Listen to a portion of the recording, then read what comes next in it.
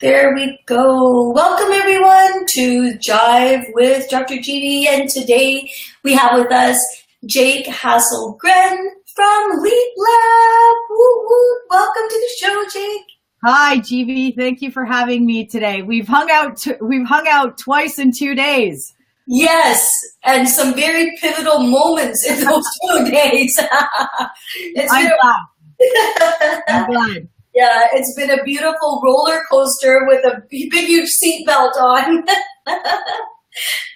So, welcome, Jake. And today we're going to be talking about the online barriers, obviously, to women entrepreneurs. And also, I had a message come in to me about why is this topic only focused on women? Because there are men that provide service to women entrepreneurs. Yes. And they really want to also understand, what is the world of the women entrepreneur so that they can, from a service perspective, look at that as well. So thank you to the gentleman that sent me that personal message, because you reminded me that this is not just about women entrepreneurship, and it is about the impacts that we have in general as well. So Jake, tell us a little bit about your journey here. Like, I know your journey and it is absolutely fabulous, but I'd love our audience to get some perspective on who is Jake. Isn't that a good question, Jivi?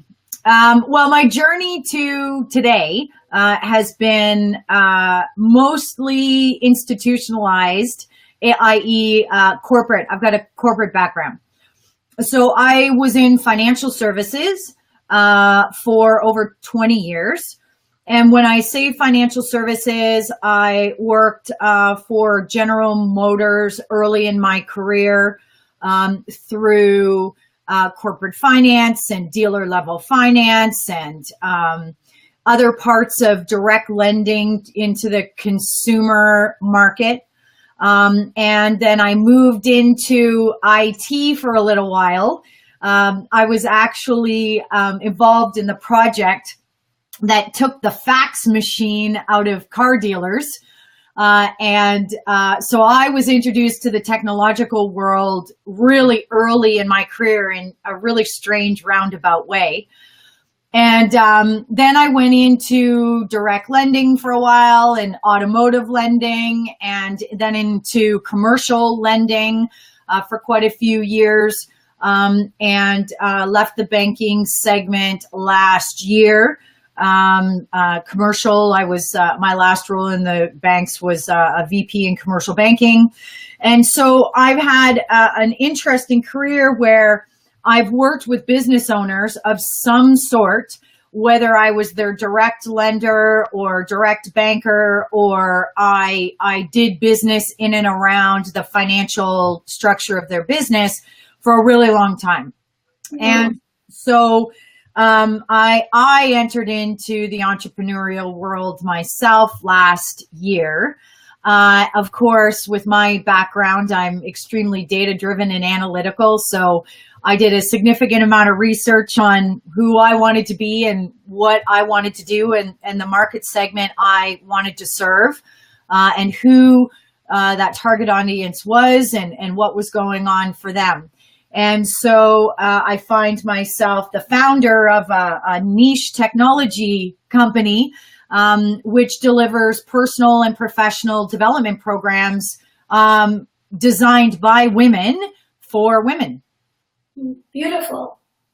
Jake, when you were growing up, like say when in your early childhood, when you completed the sentence, "I'm going to be blank when I grow up," was that statement consistent with your journey? Well, that statement looked like this when I was growing up. I'm going to be the prime minister. It was two. I was going to be a Dallas Cowboys cheerleader or the prime minister. Wow. So kind of, yes. So I kind of, and because I am head cheerleader for our organization and our team. And at the same time, in a leadership role whereby, removing financial barriers and technological barriers for women, is really aligned, funny enough, with, where our current government, our current federal government really believes, in the empowerment and in the advancement of women. So it's kind of weird in a roundabout way. Yeah.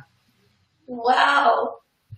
And Jake, walk me through that moment that when you're going through this cycle, this journey of these various careers. Walk me through that moment in which you were like, I am done in this world, and now I need to create this. So walk me through that magical moment. I think I've had that moment a few times in my career, and I think I've been very fortunate to have it, because I've pivoted quite a few times, albeit attached to the same discipline of finance and banking. I got to see and do a lot of really different things. I worked in corporate learning and development. I was on the cutting edge of a few trailblazing initiatives within the business niche I was in, or the segment I was in at the time. So I think I've had that moment a few times in my life, and it's been different each time. It hasn't been so much I'm done with this, it's time to go. For me, it was more about passing the torch. Like it was more about, I've done everything one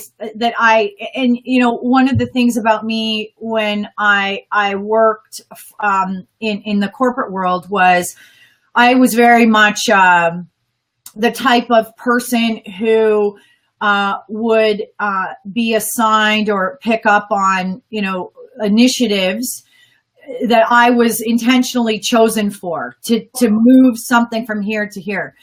And so many times throughout my career, when I was in that opportunity, I arrived at a place where it was like, okay, so the strategy was this, the tactical implementation was this, the outcome is now firmly, like, I'm a big rooted foundation person. So, the foundation is solid, the building blocks are there. Now it's time to pass on the opportunity to the next person. And so that's really what that moment has been like, Jivi, where it was, I hit my expiry date, for lack of a better word. And I really believe in opening up opportunities for other people and stepping out of the way when my purpose is complete. Mm-hmm. And so if I had to talk about what that moment, pinpointing it, that's what it would be. My purpose, the purpose has been fulfilled, and now it's time to open up an opportunity for someone else, because I've done what I was supposed to do. Jake, I absolutely love that you've touched my heart with that this part has expired.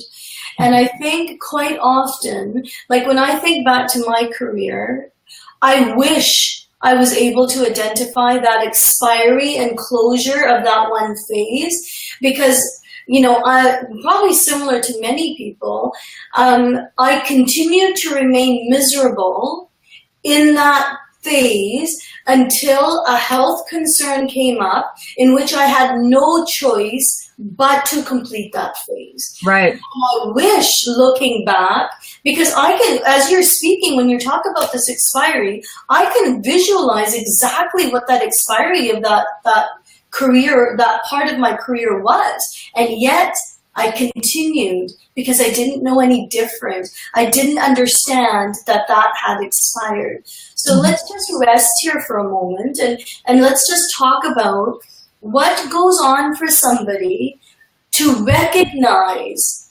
that phase has expired. That's a good question.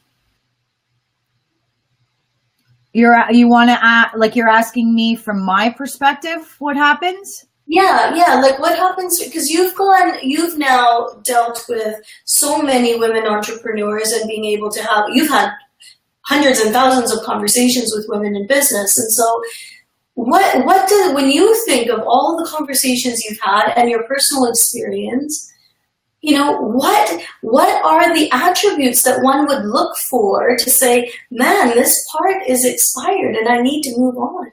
Yeah, I think for me, it's an embedded, ingrained radar system. I don't know. I've had it.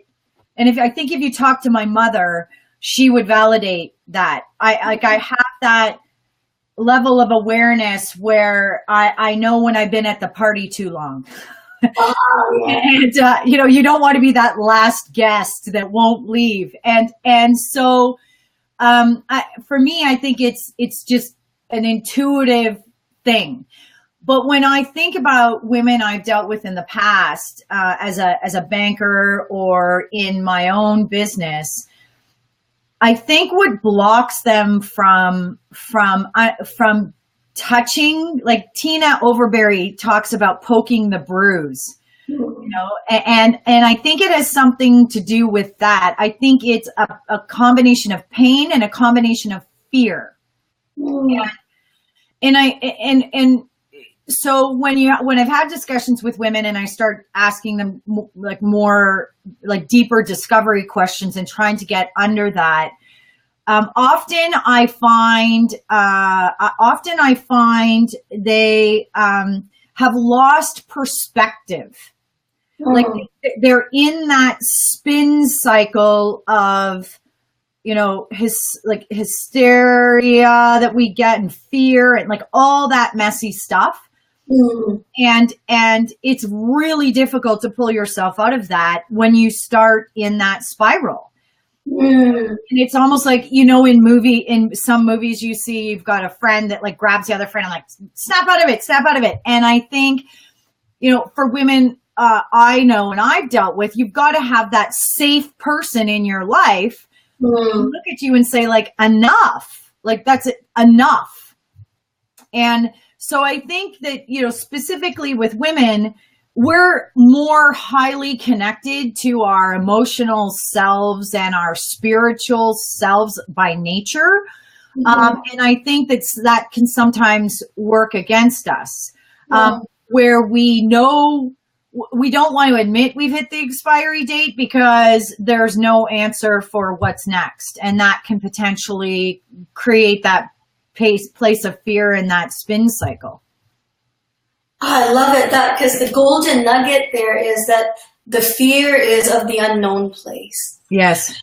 And that's exactly what happened. As you say that, when I think back to my life in healthcare, that was what was happening. It was, if this is not true, right, and this is not good and comfortable, I don't even know what's there, so I'll just deal with the devil that I know. Yes. Rather than dealing with the unknown. And I'm going to remind us of what I experienced yesterday with you. It's just, which is the epitome actually of what you're talking about right now, is that, as we were having this conversation yesterday about, all of the things that, you were asking questions about this and that, and I won't give away the content because it's very important for one to work with you to actually experience that level. But I want to talk about the roller coaster that started to arise within me. As you asked the questions, it was this roller coaster of self-criticism. Mm-hmm. It was this roller coaster of, I don't know. I felt like, how can I not know this? And what have I been doing up until now? Because what you were saying was so logical and so cognitive, and yet I was in this caca place of not understanding that that's what I was doing wrong, and that's what I was doing wrong in my business. And it was fascinating. And what I loved about that was that you were able to pick up on that. And thinking back, I know what I must have looked like on the screen, because I remember feeling pale, and my eyes, I remember my pupils were getting wider. I remember feeling sweaty, and I remember feeling like there's no way in fudgesicles I'm going to be able to do this. No way.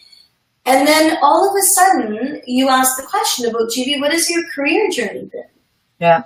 And then I had this black and white film play in front of me. It was like, oh my gosh, like I could pinpoint being a janitor in a medical practice in 1986 and desiring to be at the counter. I used to think, man, I wish I was the medical office assistant that sat at that counter. Yeah. And then I got that role. Then I was like, man, I really wish I could do the billing for an office. And then I got the billing, but each one of those, I felt the googly eyes, the fear, and I don't know what it's going to look like. Am I even going to be able to do that? Yeah. So I want our audience to understand what the difference is about being fearful and uncomfortable in the unknown without support. Because what I experienced yesterday was a supported uncomfort fear. Right. I was feeling the same things, but I was like, no, Jake's got my back. Like, I remember thinking that because you said, I will not let you fail. And that one sentence was replaying in my head. And as I was sitting there, I was like, no, Jake's got this. Even if I don't got this, Jake's got this kind of thing. So I'd love to hear more about your thoughts on what you've learned with the women that you've worked with about that place of uncomfort. Well, I think you nailed it when you said supportive or supported uncomfortability. And it goes back for me and the women I work with to community. And so, but there's something that's shifting in the market. So, or in women, I think. And Jivi, with your corporate background and you working in medicine, this, mentorship, sponsorship, all of that sort of stuff has been around for a long while. But what's happening is the information age is leaving and the results age is coming in. And I think for women, that gap that's there is women love to consume information for inspiration. It makes women feel, and I've done a lot of research on this and had a lot of discussions about it. It makes them feel that supported piece. But what happens is the action doesn't happen. The jump from inspiration to action is that place of uncomfortability where I see many women get stuck because in that gap are all the things that scare them and make them, and I mean, you've experienced it. I've experienced it. I experience it all the time. So in that gap, if you lack that support that inspires action, it inspires someone to move from information to results, you will continue to be in that place of inspiration. And inspiration is not enough for women that I've spoken to.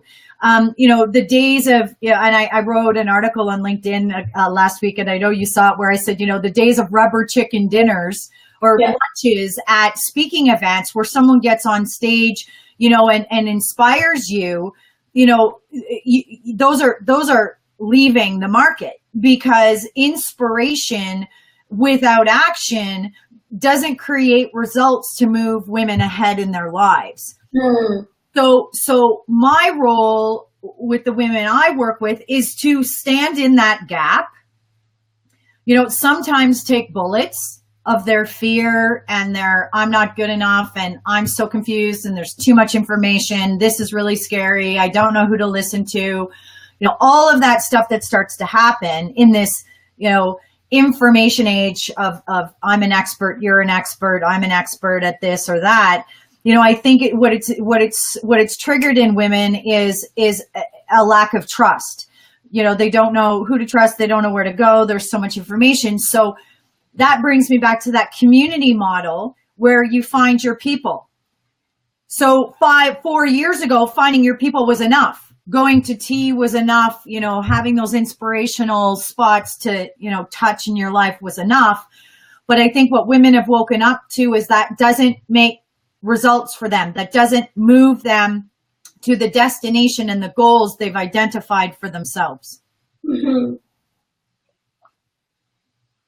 You're absolutely right. I was having this conversation with a friend last week about why is it that we sit in this thing called the manifestation gap, where you desire a state, whether it's your health, whether it's your wellness, whatever it is, your business, Yeah. you have this desired state, but your current reality isn't that desired state, and yet there's this space. It's like this space in the center, and which I call the manifestation gap, in which the manifestation doesn't happen. And just now, as you were speaking, I had that kaboom moment of, it doesn't happen because you have personalities that are visionary, and you have personalities that can create all these pies in the sky. But when it comes to actually implementing the action and the result, I myself am a part of that manifestation gap. It's like I can inspire the best of them. I can have great dialogue in my online forum. I can create, all of this beautiful engagement. But does that convert into a return on investment? Absolutely not. Do I get messages on a daily basis from multiple people about how inspired they are from what they see and read? Absolutely. But when you talk about the results, it doesn't convert into an actual result.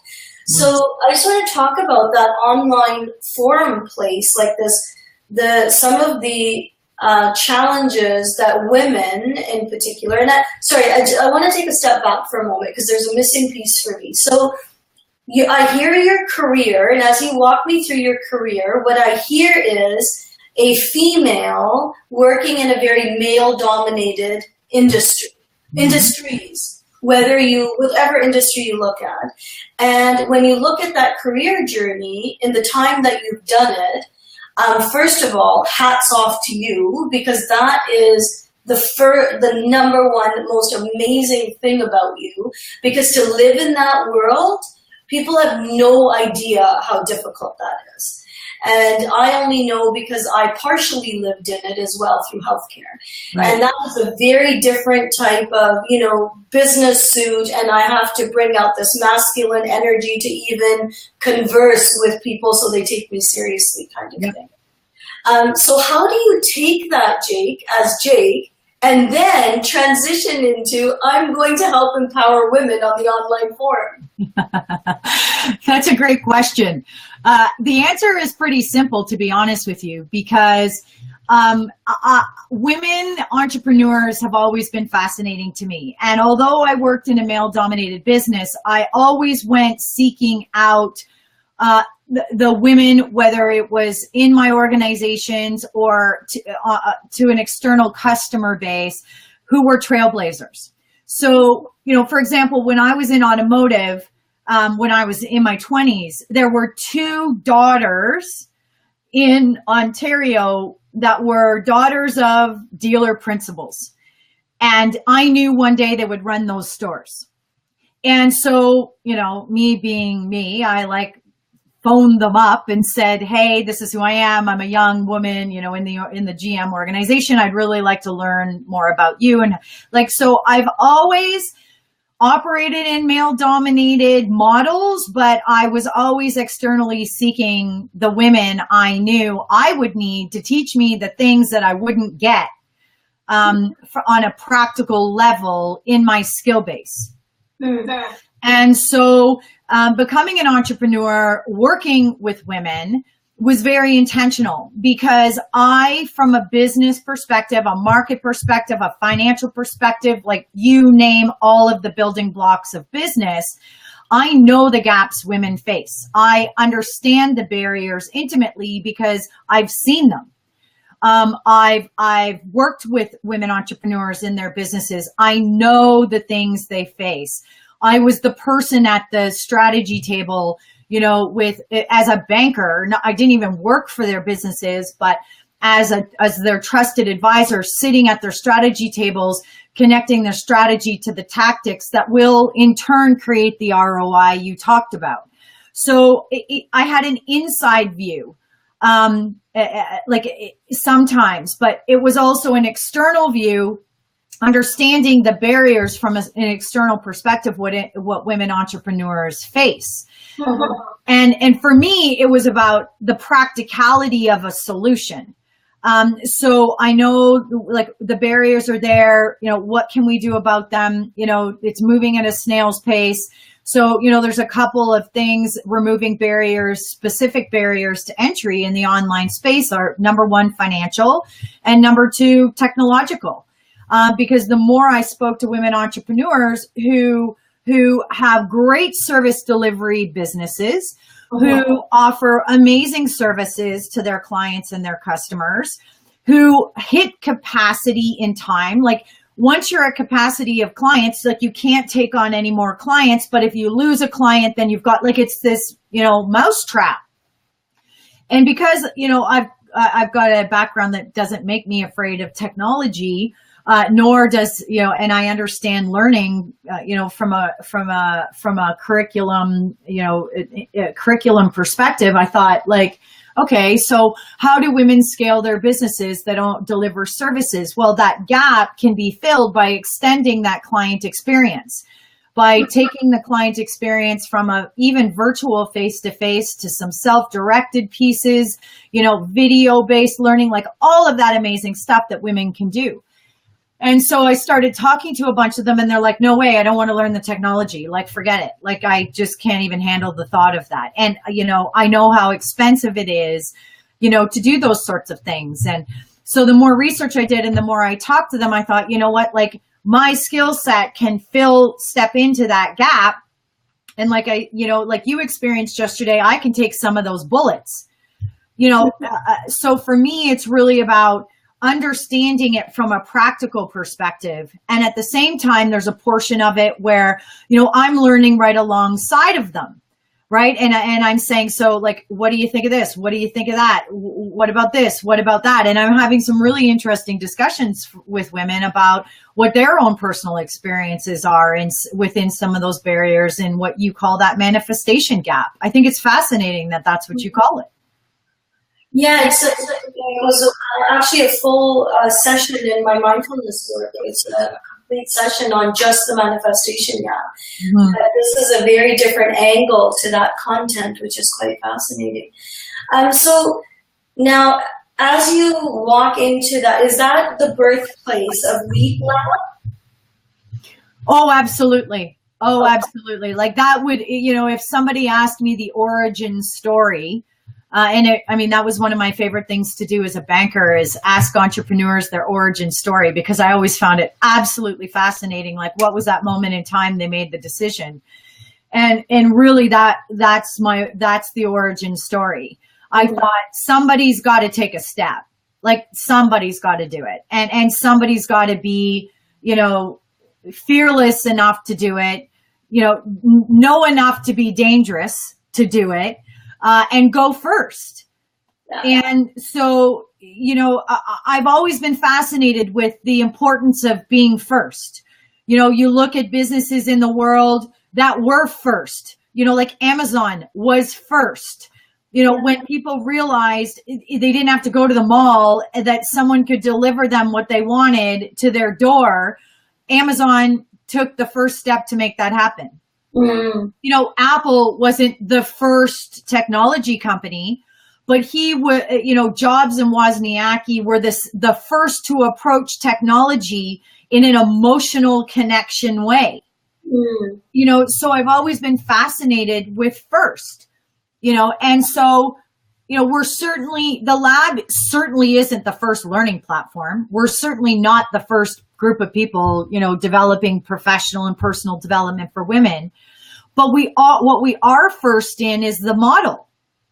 Yeah. So you've got a bunch of successful service-based women entrepreneurs who aren't experts, but have a high level of expertise and knowledge. There's a big difference for me when someone says they're an expert. Expertise is different than being an expert. So, we've got a group of successful women with a high level of expertise and knowledge in their discipline, bringing their businesses together in one spot. Yeah. And I've had people say, I don't understand. Like, can you explain it to me? What do you mean? I don't understand. And so it's a mental model shift. And that's the origin of the story of the lab is, okay, so why are none of these women delivering any of their services, expertise, or knowledge online? Uh-huh. And then I phoned them up and asked them the question. I heard the same thing. I don't want to spend the money on the technology. I don't have the time to do it because if I take the time to do it, then I can't service my clients. I'm going to lose money with what I'm already trying to glue together in my business. And in fact, I don't even want to learn or know any of those sorts of things. I want to just arrive. Like Tina Overberry always says, it's a turnkey experience. You just show up and you get to create all your content and work with your clients and work with your learners, and you don't have to worry about anything. Yeah, love that. And I wanted to, you said that it was a spot, like it's a place, a forum for these women entrepreneurs to come together to bring their brilliance into the world on an online platform. And I wanted to add the word trusted. Oh, thank you.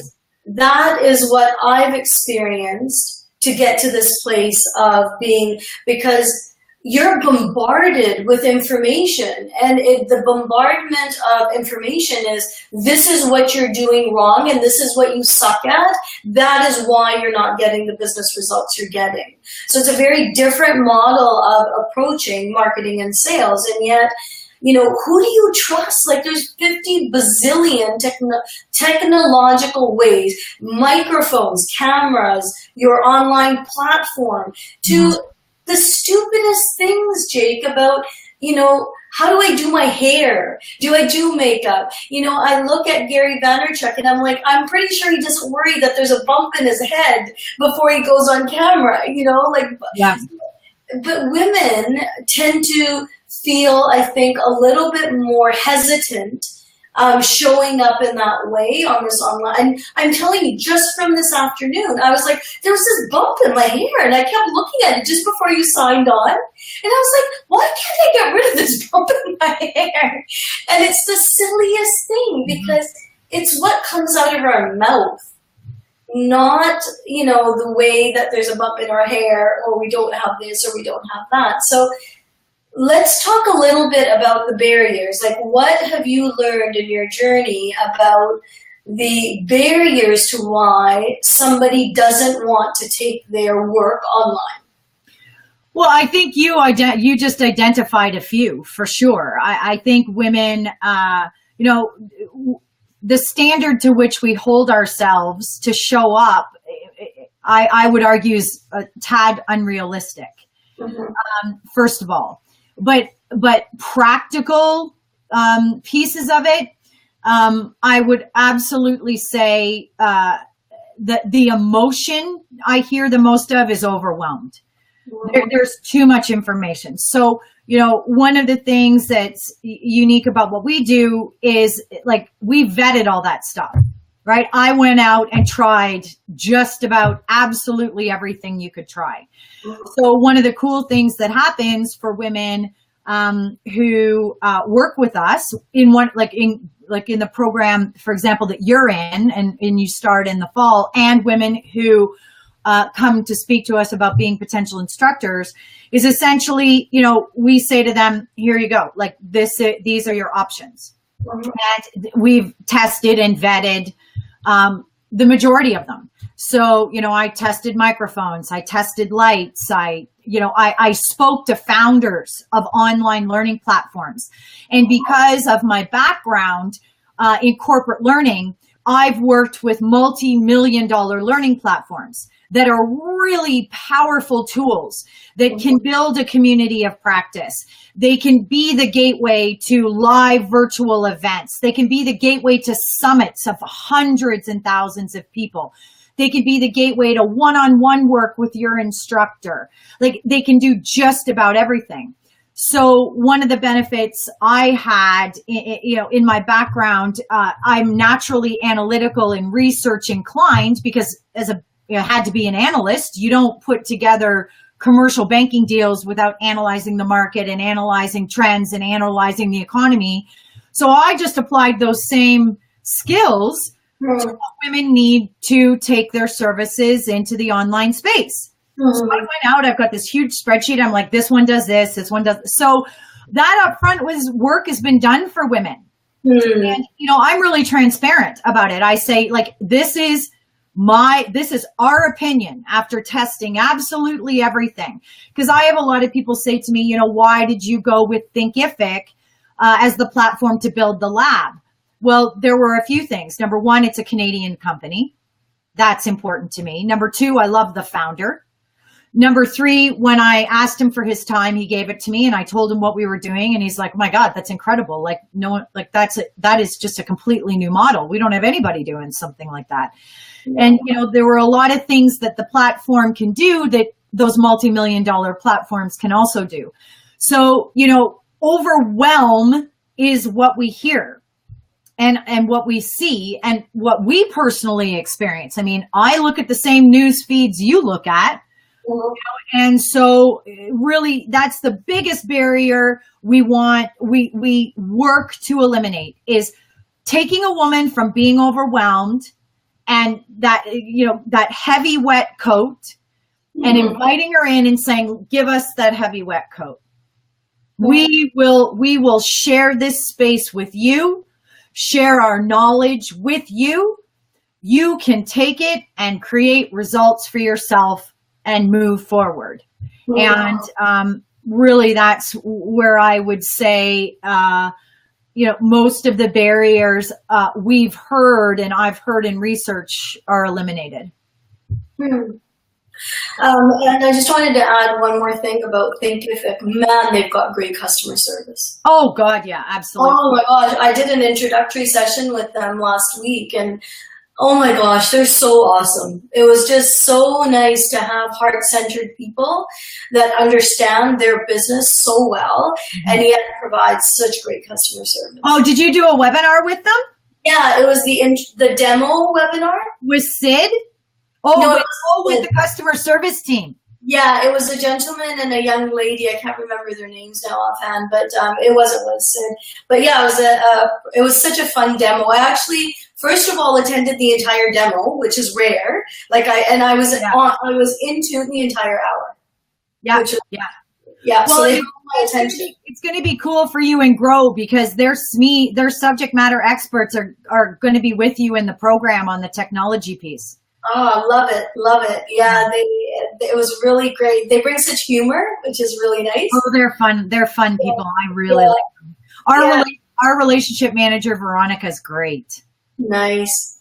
So Jake, tell me about why would one consider taking their business online? Like, why? Like, what am I going to experience that I don't experience in a non-online form? Well, I don't think you're going to experience anything you don't experience in a face-to-face interaction. What I think it does is it extends the relationship. So it gives people freedom to choose their own access point. So for example, you're my coach and you and I have an appointment at 2:00 on Thursday. My whole life that day has got to be centered around meeting you at 2:00.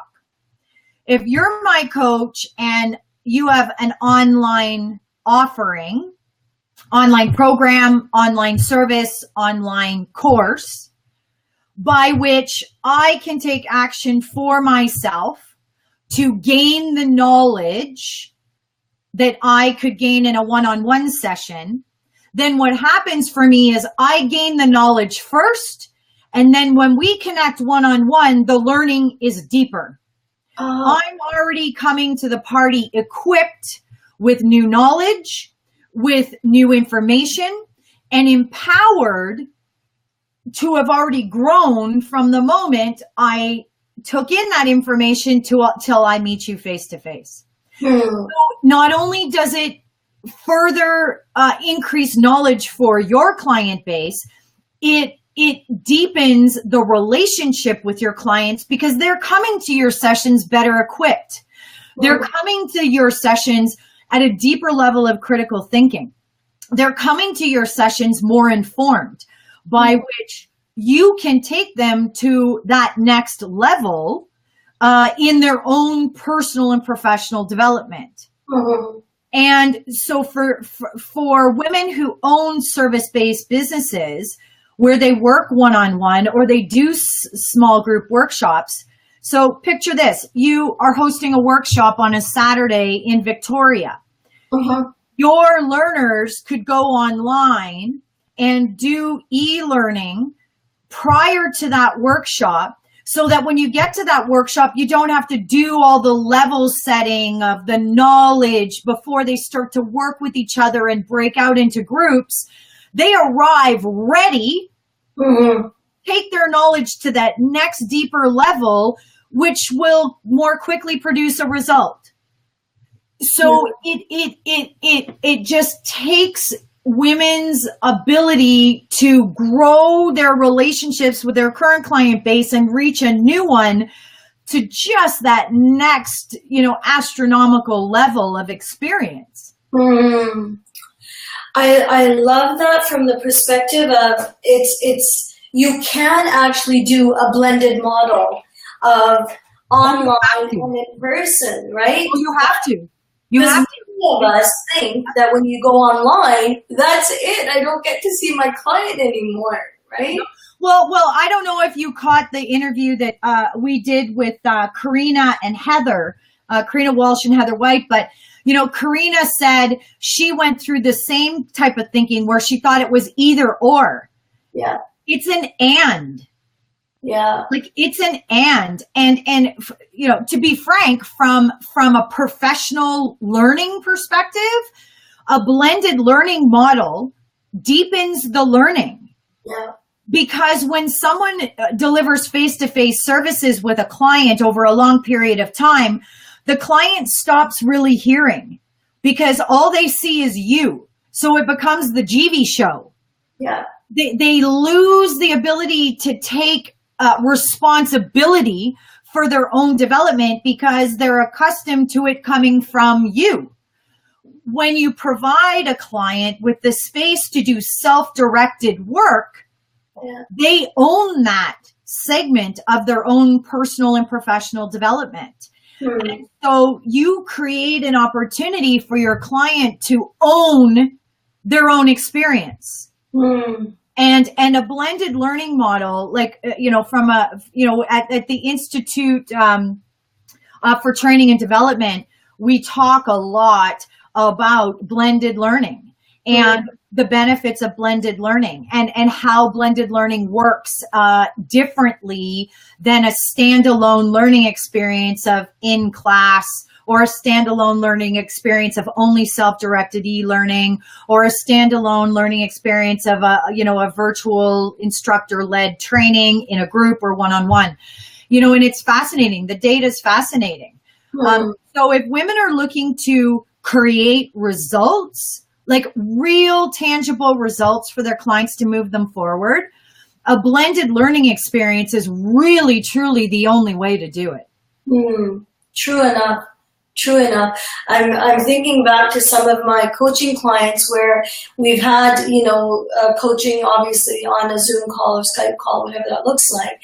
And then if we've done a little bit of that and then they attend one of my workshops, those clients get better results. Yes. And that was one of my hesitations for going online, because I just assumed that that's it. I'm going to lose, my ability to do activities, because I do a lot of activities in my workshops. So I'm like, how am I going to hand out Lego or Play-Doh and do all of that? Like all of that will go missing. Or walk the labyrinth, or whatever it is we're doing in that workshop. And yet, this is a beautiful way of integrating both worlds. And as you were talking about Victoria, here's what was going on in my head. I was like, if I had a workshop in Victoria, say it was at noon, the way my day would be, I would be all planning to drive 2 hours to Victoria. So I haven't been productive the entire morning. Now, even if that particular workshop was entirely online, I would have had mind space to do something else or to touch base one-on-one. Like, there's so much I could have done in that morning versus having to worry about the travel. Yes, absolutely. I was thinking, I'm like, oh my gosh, that's an hour and 40 minutes of a drive. Like, how much would I have saved just by doing it online, right? Well, yeah. And I mean, technology today is such that the breakout groups and whiteboarding you can do in Zoom and, instructor-led work that's face-to-face like this. I mean, the technology is absolutely incredible. And the nice thing about, building portions of self-directed learning into your model is that those Zoom experiences of small group work with breakout groups and, people presenting back to the larger group, that can all be embedded in the e-learning experience. So as can your face-to-face workshop. But here's the thing about face-to-face workshops. You can only do them in one market, 2 at the most. Yeah. Who's going to get in their car and drive 3, 4, 5 hours or fly somewhere else in the world to do a face-to-face workshop? I mean, it's a ridiculous thing to think. So that blended model where in the reach women increase for themselves is absolutely incredible. Like, I've never met Tina Overberry face-to-face, ever. Like, ever. And her and I work like this together. I've never met Mary Beth. I've never met Karina. I've known Heather for years, and Heather and I have worked together before. I've known Shar for years. Shar and I have met each other multiple times. But, there's lots of women. I've got amazing relationships like you that I've never met. I may never meet. Yeah. And so that's what the virtual world has really opened up for women. So, if you ask me if I have one message for women about, that manifestation gap is step out of it. It isn't an either or, it's an and. And so you've got to find the people in your life who can help you create and who have the skills, like the actual knowledge of how to build learning. Mm-hmm. Because you've seen it in the market. Everyone's out there peddling a course as an expert on this or that or the other thing. And I'm just like, holy, like what? Yeah. And for me, that's a very ethical thing. Like that's my value system, and that's why in programs we've got women with the right expertise. And if there's a gap in expertise, we bring in a subject matter expert. Yeah. Because you cannot be all to all. And so I think that, for women, just connect. Like, Jivi, you know this about women. We all go to the same nail same nail girl because our nail girl is the best. And we tell our 8 friends to go to that nail girl. Yeah. Why don't women do that in business? Yes. Right? Like, why don't women say, these are people I trust. The only place to go is here. Go. Figure it out. You'll find your spot. If it's not the spot you think it is, you'll find another spot. Yeah. And so, that's my challenge to women entrepreneurs. Yeah. Is, treat your business and your friend's business as well as you treat referrals to your hairdressers and your nail people. Mm. If you find a group and a community of people you trust, bring your friends. Yeah. Because women entrepreneurs are underrepresented, they're underfunded, they're not, succeeding on a level that they could because they're existing in your manifestation gap that you identified. Yeah, so true. So true. Jake, is there any business that is there any women business or any type of business or service that would not benefit by having an online platform? Absolutely not. My sister owns an ice cream shop. And 3 months ago, we talked about Instagram and I said, like she's got a great Facebook following. Like Jenny's got a very successful business. I said, Jenny, you know, you are so adorable. You got to follow her, Jivi, on Instagram, okay. Jen and Larry's. And I said to her, you're absolutely sweet and gorgeous, and your ice cream, and like she's so creative. She makes the most beautiful cakes and all this stuff. And I said, why aren't you utilizing Instagram? Like, why aren't you making videos on Instagram of your day? Like, you open the shop, you turn on like that. People love that stuff. So she's like, okay. So she started doing Instagram videos, I think about 2 months ago. And it is absolutely incredible how many people walk into her ice cream shop and say, I'm here because I saw your video. You are so great. So now she's got followers that wait for her to do her daily video where she's like, the special in the shop today is banana dipped ice cream. And, you know, like, so that's a brick and mortar ice cream shop. Yeah. She is stepped into the online space. Now, is she delivering a course or is she delivering a program? Not yet. She's actually going to create a course to teach women how to open an ice cream shop next year. Think about that. So a woman who has knowledge and expertise can teach other people to do what they do and empower other women entrepreneurs to step into their dream. So no, Jivi, there is no business. I know accounting firms I've talked to because, you know, I've still got all my connections in the banking world. And I'm like, your website sucks. You have no presence on social media at all. What are you doing? You know, there's accounting firms that have Instagram now where the accountants at tax time get on Instagram and give people tax tips. Like, there's no business that will not find a way to grow their business in the online space. Yeah. And it's about, you know, like what we talked about yesterday, knowing your audience. So researching your audience. What do they need to hear from you at that moment? What's happening for them that you can provide them in that space, a solution to move them forward, to create a result. Mm-hmm. And, you know, so there's a few components you have to think about before you step in. But no, there's not a business who can't succeed somehow, some way in the online space. I want to just, share with the audience about that sledgehammer moment I had yesterday about, oh my gosh, like this is exactly what I've been doing wrong, you know, in my business around, I don't understand, as you call it, the avatar of the person that's going to take me up on my services. Like, I've never even thought of that angle. And you were talking about, that we generally lead from who we are and what we bring to the world. And when you were asking those questions about, you know, what do you do? How do you do it? But you asked in particular, from the client's perspective. And you know what I was imagining? I didn't tell you this yesterday, but what I was imagining in my head was the CEO of Pepsi.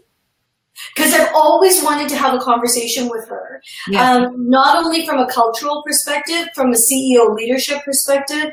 And in my head, I was imagining what my conversation looked like before our session yesterday, and what the conversation could look like after the session yesterday. And they are 100% different. Yes. Like totally different. I would have started to talk about the corporate soul and the immortal legacy of the business and leadership and da-da-da-da-da. And I'm like totally had this, you know, a sledgehammer moment of, oh my gosh, that's exactly why people don't understand what I'm talking about. So yeah, it was a really, really interesting experience yesterday, for sure. So Jake, let's wrap this up. So let's talk about all the golden nugget moments that we've talked about in relation to feeling out the online platform for women, dealing with some of the barriers, looking at the supported uncomfort place, understanding, as you said, stepping out of that manifestation gap, understanding that inspiration is not as productive unless you actually move into action and get results. So let's stop here for a moment and talk about the 3 golden nuggets that you want to leave our audience with today, knowing that the entire world is listening to Jake right now. Oh yeah, the entire world. My 3 golden nuggets would be this: find your people. And I mean, really find your people. Find people who are invested in you moving forward. My second one would be do it anyway. Be first.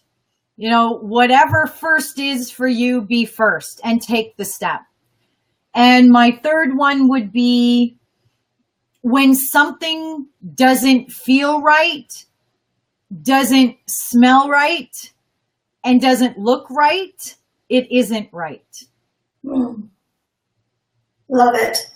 Jake, thank you so much. Not just, doing this interview, but for being my peep, for being that person that I go to, I completely trust. And I know you have my back, and I know I keep saying that, and it's a very interesting feeling of flying from one trapeze to the next, but knowing there's a safety net.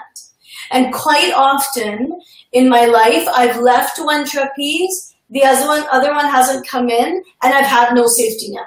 So therefore, I stopped leaving trapezes. If trapezes is even a word. Yeah. But I stopped doing that because I'm like, wait a minute, I need that safety net. So I am really honored that you and I met, and I knew what it was. I think it was a year ago that our paths would cross somewhere, and here we are. Yeah. So thank you for being my go-to group support that I trust completely, like 100%. I trust what comes out of your mouth because I know that my success is your success. And that's very rare to find in someone. So thank you. Oh, thanks, Jivi. I appreciate that. We're in it together. That's the most important part of it. And I'm so thankful we met, and really looking forward to, I had a great time yesterday with the summer school group.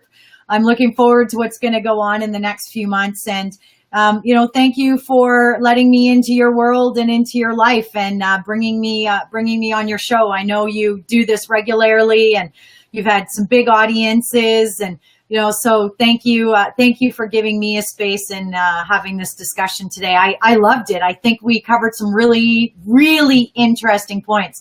And I know you generally do a write-up about your interview, so I'm going to be interested to see the nuggets you pull out and see after you step away and reflect a little bit what happens for you. Sounds awesome. All right, Jake. I would love at some point for us to continue talking about my journey, because I think, this could be kind of like a journal for us. Yeah. So, every few months, I'd love to be able to bring to our audience the good, bad, and ugly of what I'm going through, because I think it's such an important, yesterday was such an important roller coaster to experience. And I think if we continue to bring that to people, it helps people understand that you don't go from a beggar to becoming a millionaire with no lessons learned in between. So, yeah, absolutely. I think that's a great idea because, like we said, it's about helping women move forward and produce results for themselves. So it might be a pretty cool idea to, tell the practical parts of your journey. So women can walk away with, steps to take for themselves and, a place to go to have a discussion to help move them forward. I think it's a cool idea. I'd love to. Okay, awesome. Jake, how does one get the best way to get a hold of you?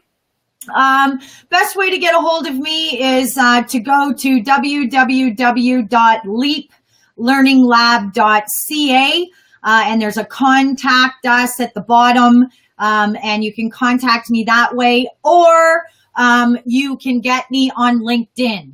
I'm absolutely happy to connect with women entrepreneurs, male entrepreneurs. Like you said, Jivi, there's a lot of male service providers out in the market. And trust me, there's some amazing men that do amazing things in the market to help women entrepreneurs move forward.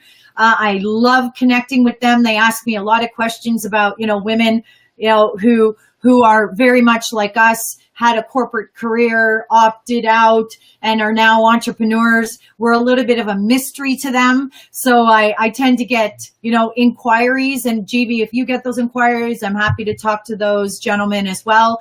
But either LinkedIn, Jake Hassel-Gren, or go on the lab and click contact us, and I'll get the message. Awesome. Thank you, Jake. Stay on before I end here, but thank you so much. Okay, bye. Thanks, Jivi.